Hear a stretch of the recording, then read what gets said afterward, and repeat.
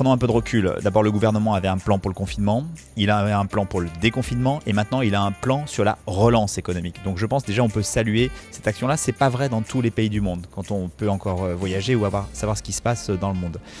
J'allais dire, ce plan, il a 3 grandes composantes. Finalement, une amélioration et une relance de l'économie, d'une part, une transformation de l'industrie, d'autre part, et puis une gestion de la cohésion sociale par l'économique.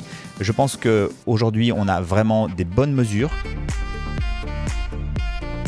On a eu une phase d'urgence économique et financière où les banques ont été mises à contribution pour finalement faire une sorte de pont aérien entre l'avant-crise sanitaire et l'après-crise sanitaire avec les PGE.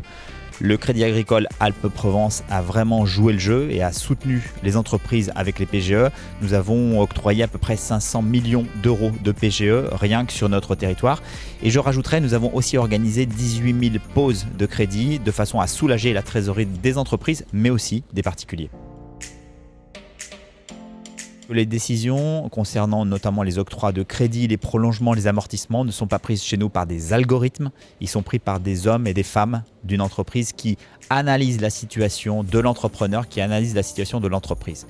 Donc nous allons continuer de prêter et d'injecter de l'argent dans l'économie pour soutenir.